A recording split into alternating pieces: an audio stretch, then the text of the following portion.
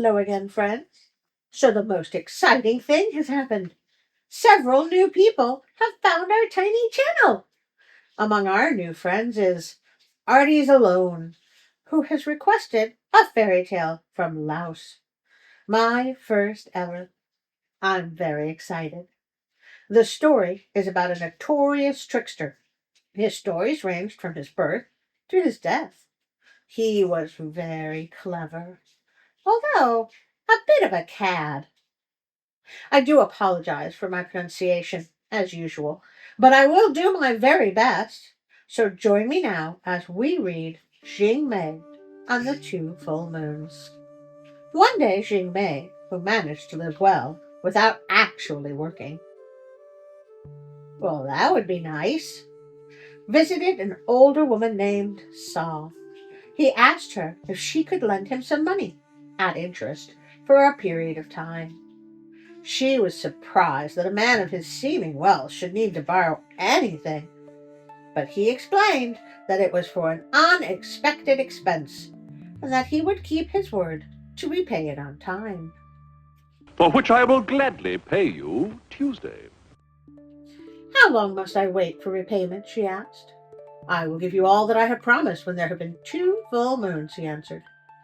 She was pleased with the arrangement, as Xiang was well known for his shrewd dealings.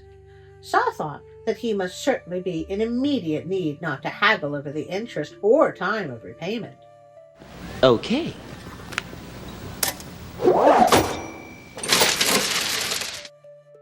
So, life tip, if it sounds too good to be true, it probably is.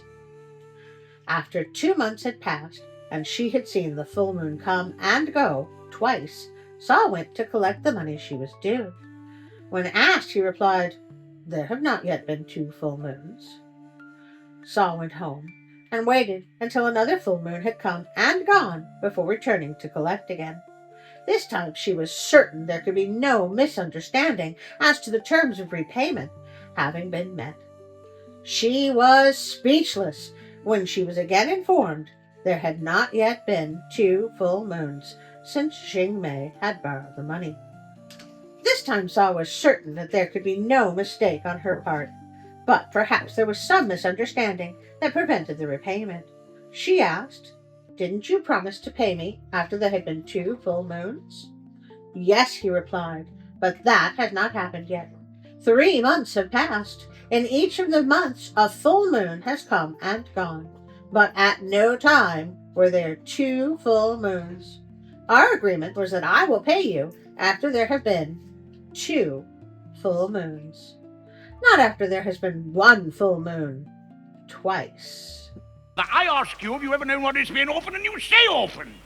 Now, as I understand you, you're merely repeating the word orphan to show that you understand me, I didn't repeat the word orphan. Pardon me, you did indeed. I only repeated it once. True, but you repeated it. But not orphan! Let me slap this man. There have been 2 full moons. You never said at any point that they had to be at the same time. It's all in the phrasing. With this, Saw was dumbstruck and returned home. Xiang had mocked her and said he welcomed the chance to explain the subtleties of their case to a judge, whom he was certain must agree with him because of the way the agreement was worded. The devil is always in the details. Saw went home crying, knowing that what he said was most probably true.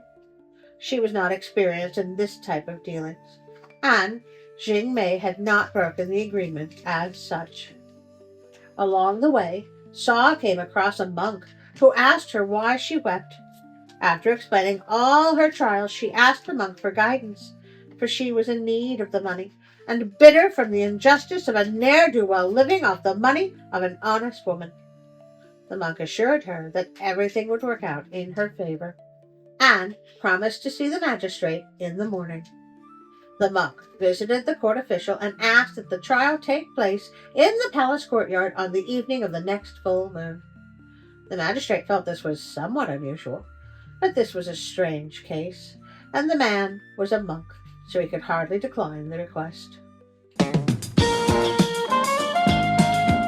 On the evening of the next full moon, all the principals met in the palace courtyard in front of the royal pond. After Xing Mei argued his case, he stood in silence and he waited for the assembled to agree that he was deceitful and cunning, but not liable. I would love to rule against you because you are one of the most annoying people that I've had to deal with all day today. And gloated that even a learned monk could find no flaw in his argument. The monk stepped forward and asked Xing Mei to look into the sky. "What do you see in the heavens?" the monk asked. "I see one full moon," Xing Mei answered confidently. The monk then pointed to the pond and asked, "What do you see there?"